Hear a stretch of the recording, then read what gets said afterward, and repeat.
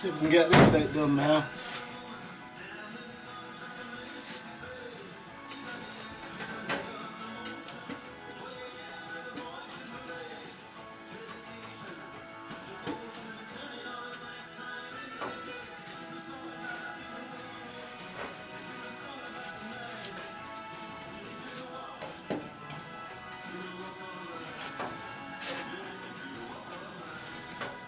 Welcome to the Great Conversation with Jackie Brambles. This is the home of great conversations with your favourite living legends of the 70s, 80s and 90s.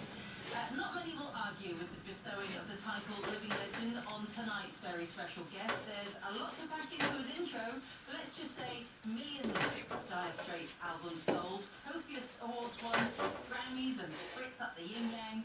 There have been record-breaking stadium tours, not to mention the enormous respect he commands as a musician amongst his peers. The past 12 months have seen a new album release, a record-breaking guitar auction, I didn't know and the that. most star-studded tracks recorded.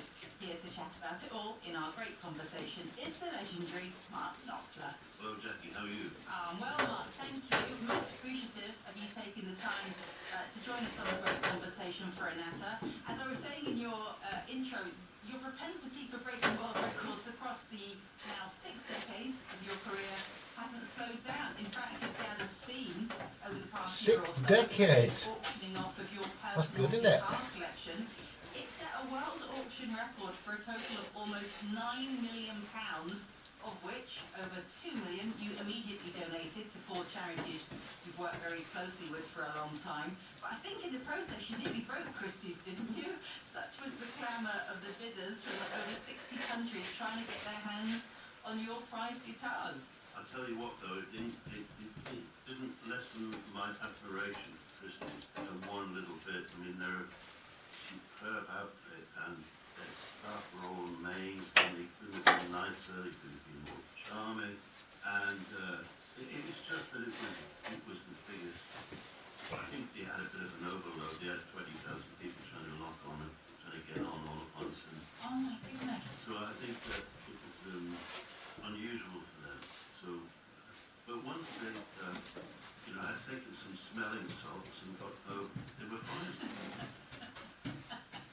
And how are you? Is some of the emotional decision to part with some of your guitars that's already been done, and you're just on to the business of making sure that they go out into the world, or was it an emotional experience to watch people sort of bidding on these guitars that you've had for such a long time? Yeah, it was.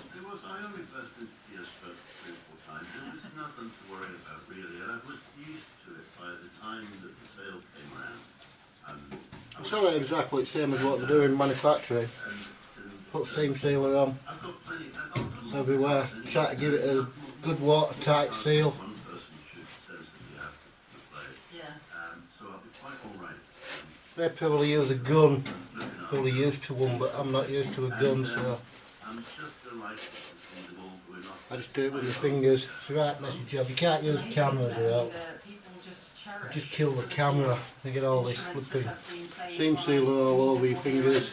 You will have bought some, I'm sure, over the year. Any sort of particular firsts for you in that regard? You treasure certain things for that reason. For instance, when I've still got an old Gibson, the 330, which Tony Joe White, had used on all his early stuff with Ruby Girl and Rainy Night in Georgia, and he wanted me to have it.